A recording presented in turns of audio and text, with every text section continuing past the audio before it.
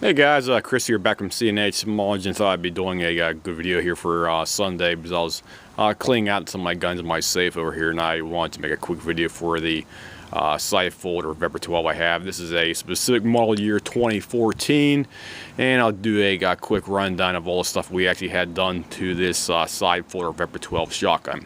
The first thing we had done on here was specifically the actual side folding mechanism in the back here.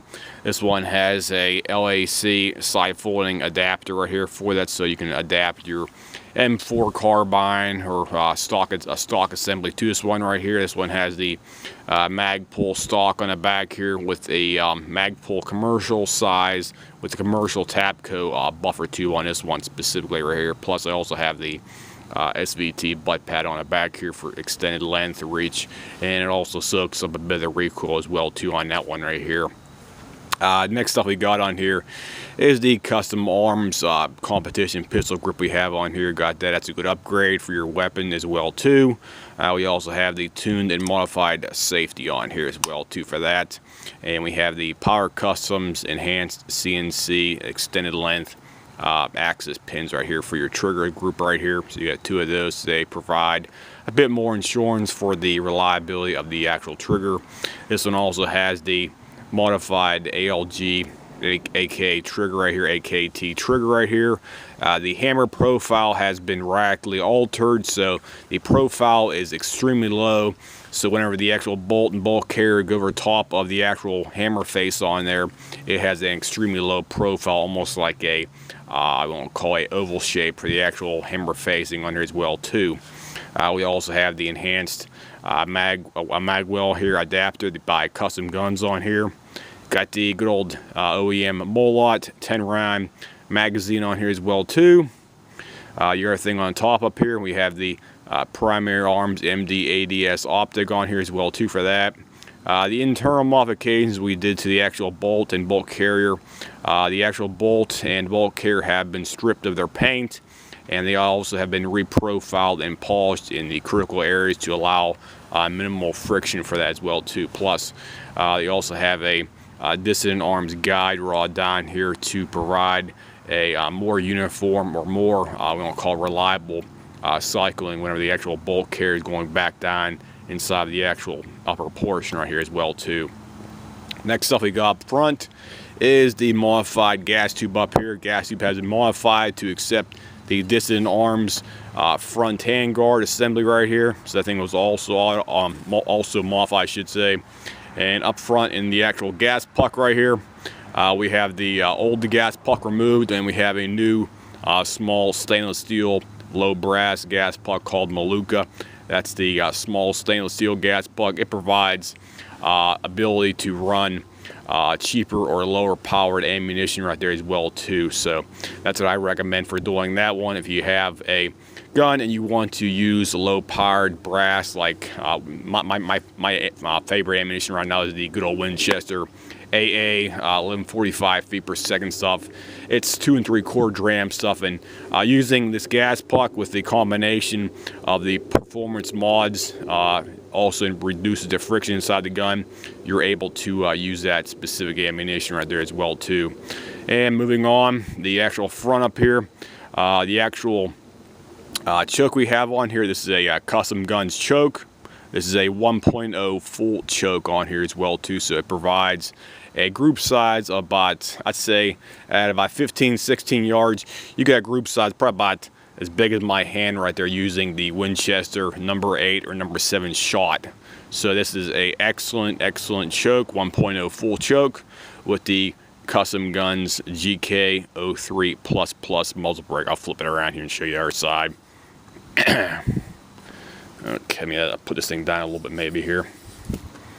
Okay, there we go, set it down. Okay, there we go. This one has, like I said before, the GK03++ muzzle brake on here by Custom Guns.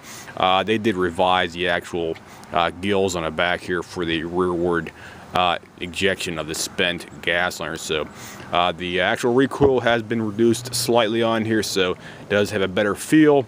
And you also have, like I said before, the actual choke on here as well too, the Custom Guns 1.0 full choke on this one as well too. So let me flip that up so you can actually see the lettering on here for that. So bear with me here for a couple seconds. There we go, 1.0 right on the top right there. I'm saying get a better shot of the light. It might not let me do it, sorry about that.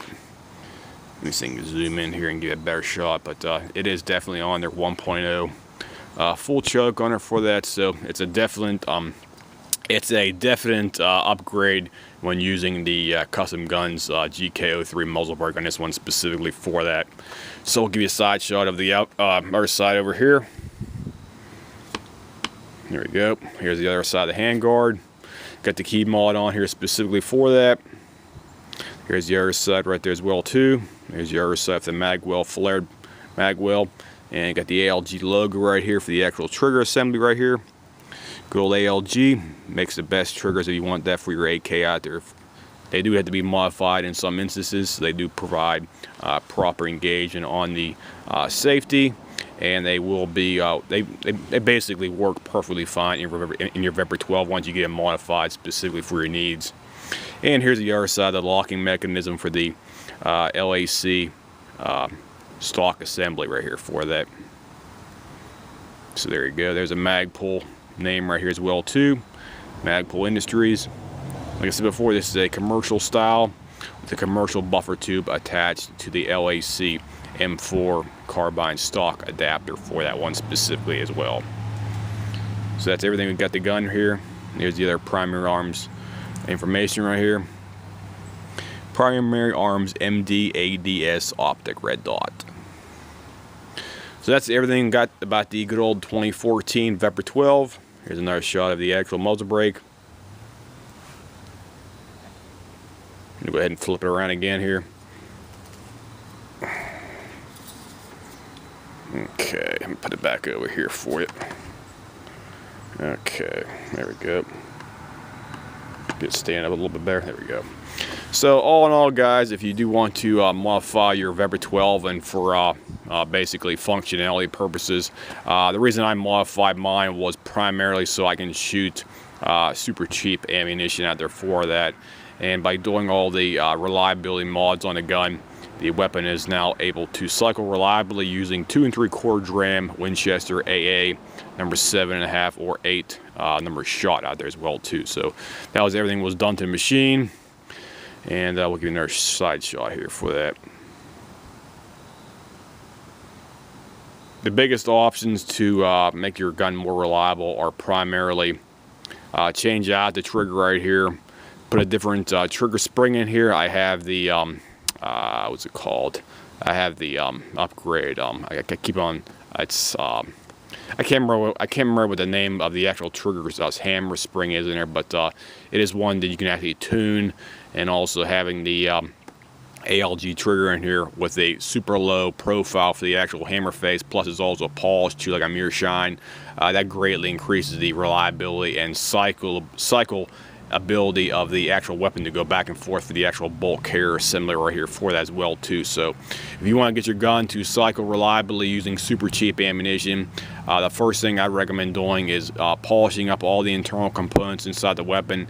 I got to swap out the trigger assembly, get a dissonant arms recoil unit right here as well to the non-captured type, and also using the Maluka gas puck, the stainless steel gas puck up front, because that will definitely increase your reliability of your weapon using the super cheap light birdshot, especially like the Walmart Veil Pack stuff out there for that. Because if you try to use if basically you want to use the real cheap stuff out there all the time, you have to modify that gun, because 99% of the time most Vepr-12s will not want to cycle like the 3.5 dram ammunition. You may get a rare one out there that actually does, but most of the time the weapon will have to be either broken in or have to be modified so it'll accept the super cheap ammunition for that, guys. So if anybody has any comments, questions, whatnot, feel free to leave me a message here, and we'll try to get back to you within probably 24 or 48 hours with some kind of a detailed response to your question. I'll see you guys. Have a nice day.